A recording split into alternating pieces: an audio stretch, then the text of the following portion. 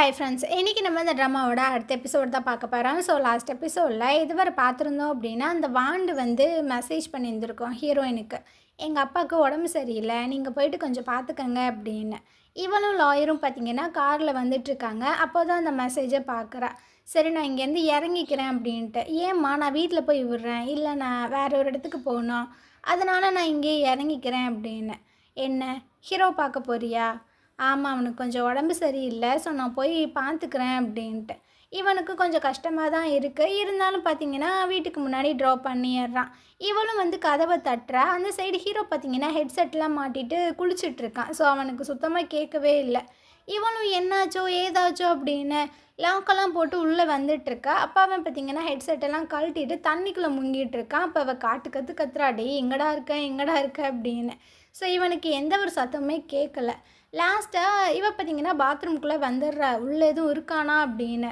இவன் பார்த்தீங்கன்னா பார்த்துட்டப்பில் நல்லா மூழ்கி குளிச்சுட்ருக்கானா. இதை பார்த்தோன்னே அவன் வந்துட்டு போச்சு, இவனுக்கு எதுவும் ஆயிடுச்சு அப்படின்னு ஒரு பதட்டத்தில் அப்படியே ஓடி வரா பாருங்க. அந்த மேட்டு தட்டி விட்டு இவளும் குப்புற தண்ணிக்குள்ளே விழுந்துடுறா. ஸோ ஹீரோவும் பார்த்தீங்கன்னா பதறி போய் எந்திரிக்கிறான். இவனும் ஒரு மாதிரி பதறி போய் எந்திரிச்சிட்ருக்கா. டே அறிவு கட்டவனை, என்னடா பண்ணிகிட்ருக்க அப்படின்னு. ஏம்மா, நான் குளிச்சுட்டு தானம்மா இருந்தேன், நீ ஏம்மா உள்ளே வந்த அப்படின்னு அவனுக்குமே ஒன்றும் புரியலை. ஸோ இந்த சீன் பார்த்தீங்கன்னா இப்படியே கட் ஆகுது. இந்த சைடை ஹீரோயினோட தம்பியை காட்டுறாங்க. இவன் பார்த்தீங்கன்னா ஒரு ரெஸ்டாரண்ட்டுக்கு தான் வந்திருக்கான். அங்கே டேனோட ஹஸ்பண்ட் இருக்கார்ல, அவர் பார்த்தீங்கன்னா அதே பொண்ணு கூட வெளியே வந்து ரொம்ப ஜாலியாக இருந்துகிட்ருக்காரு. இதை அவன் பார்க்குறான். அவனுக்கு செம்ம கடுப்பாயிட்ருக்கு. இந்த சிகரெட்டெல்லாம் பிடிச்சிட்டு ஒரு பாட்டிலில் வச்சுருப்பாங்கல்ல, இவன் பார்த்தீங்கன்னா அதை எடுத்து ஒரு குழம்பு கொதிச்சிட்ருக்கு, அதில் கொட்டி விட்டுட்டு போயிட்டே இருக்கான். ஸோ அந்த குழம்ப தான் இதுங்க ரெண்டும் சாப்பிட்டுட்ருக்குங்க. வாய்க்குள்ளே பார்த்தீங்கன்னா அந்த சிகரெட் துண்டாக வந்து மாட்டுது. ஸோ ரெண்டும் கடுப்பாகி அந்த வெயிட்டரை கூப்பிட்டு பயங்கரமாக திட்டிகிட்டு இருக்காங்க. என்ன ஹோட்டல் வச்சு நடத்துகிறீங்க, வெறும் சிகரெட் பட்டாக கிடைக்க, மேனேஜரை கூப்பிடுங்க அப்படி இப்படின்னு. அப்போது ஒரு சின்ன நோட் மாதிரி ஒன்று இருக்குது. அதை எடுத்து பார்க்குறான். நான் தான்டா, ஹீரோயினோட தம்பிடா, எனக்கு தெரிஞ்சு நீ திருந்தவே இல்லைன்னு நினைக்கிறேன், செத்தடா அப்படின்ற மாதிரிலாம் எழுதியிருக்கு. ஸோ அதை பார்த்தோன்னா அவன் கொஞ்சம் ஜர்க் ஆகுறான். இல்லை பிரச்சனைலாம் ஒன்றும் வேணாவா, இங்கேருந்து போகலாம் அப்படின்ட்டு அந்த பொண்ணு கூப்பிட்றான். அந்த பொண்ணுக்கு ஒன்றும் புரியலை. திரும்பவும் ஹீரோயினை காட்டுறாங்க. இவங்க பார்த்தீங்கன்னா ட்ரெஸ் எல்லாம் சேஞ்ச் பண்ணிவிட்டு பேசிகிட்டு இருக்காங்க. நான் வந்துட்டு நீங்கள் குளிச்சுட்டு இருக்கீங்கன்னு நினைக்கவே இல்லை, நான் ஏதோ பயந்துட்டேன் அப்படி இப்படின்னு. அப்போ ஹீரோனுக்கு பார்த்தீங்கன்னா லாயர் கால் பண்ணுறான். நீ அங்கே போயிட்டியா, எல்லாமே ஓகே தானே, அவன் நல்லா இருக்கான்ல அப்படின்னு. அவன் நல்லா தான் இருக்கான் அப்படின்ட்டு ஃபோனை கட் பண்ணுறா. யார் அது அப்படின்ற மாதிரி கேட்கும்போது லாயர் அப்படின்ற மாதிரி சொல்கிறா.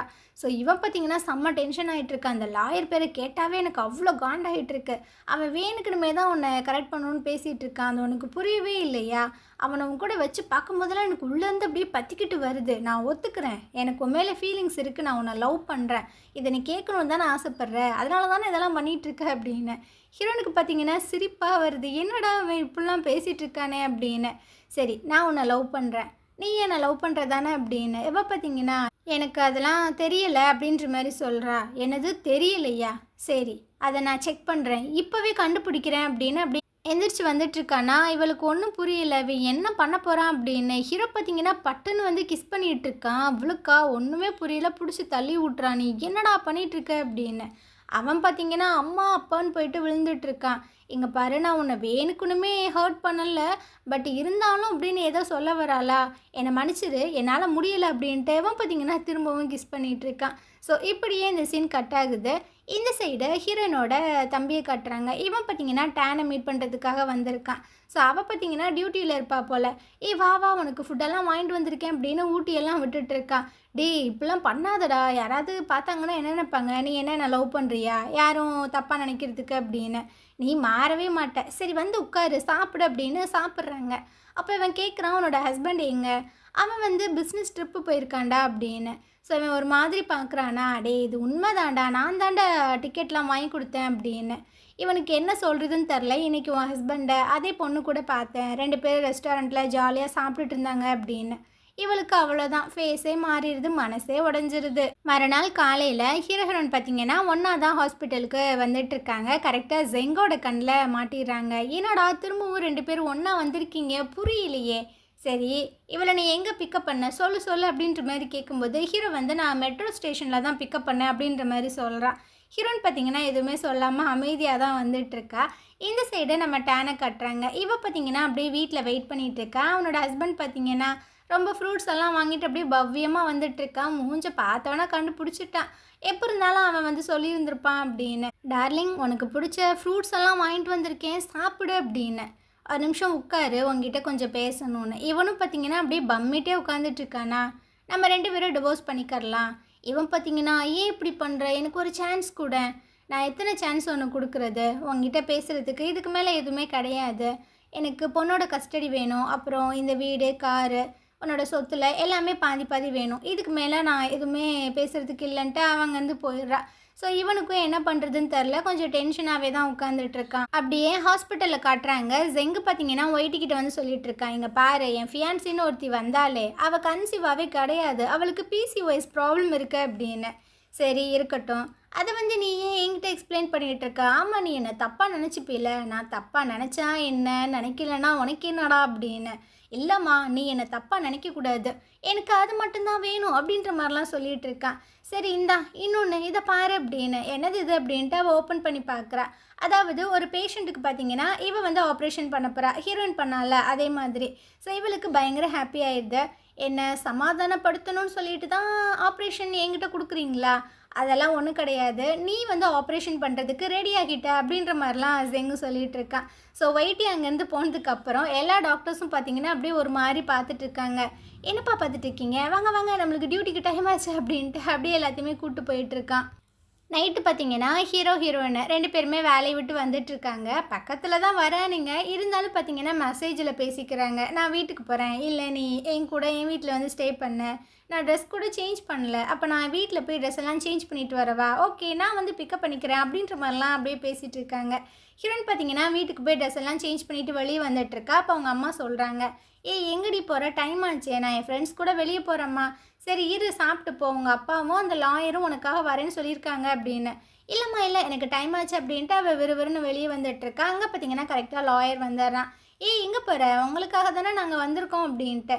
இல்லைப்பா நான் ஹீரோ கூட வெளியே போகிறேன், நீ போய் சாப்பிடு அப்படின்ட்டு. இவனுக்கு ஒரு மாதிரி ஆயிடுது. ஹீரோ பார்த்தீங்கன்னா ரொம்ப நக்கலாக சில ஹாய் பாயெல்லாம் சொல்லிட்டு போகிறான். இன்னுமே அவனுக்கு எரியுது.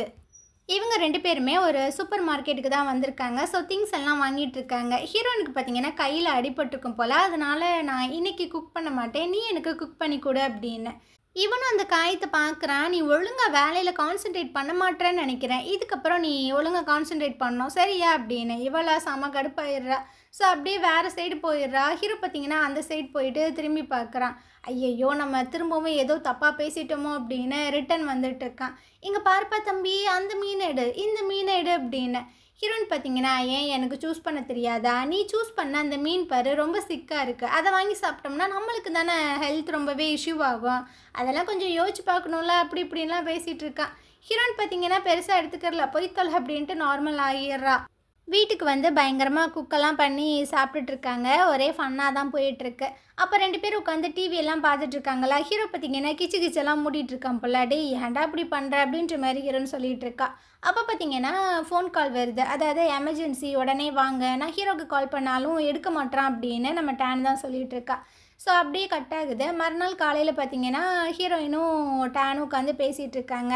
ஏண்டி நேற்று நைட்டு நான் ஃபோன் பண்ணேன், இந்த ஹீரோ பையன் எடுக்கவே இல்லை. ஆமாம்மா நானும் அவர் கூட தான் இருந்தேன். எது நீ அவன் கூட இருந்தியா, அப்போது நீ திரும்பவும் அவனை அக்செப்ட் பண்ணிக்க போறியா அப்படின்ற மாதிரி கேட்கும்போது எனக்கு தெரியலடி அப்படின்ற மாதிரி ஒரு மாதிரி சொல்கிறா. ஏய் என்னடி 2 பேரும் திரும்ப பேச்சப் ஆயிட்டிங்களா, என்கிட்ட சொல்லவே இல்லை அப்படின்னு.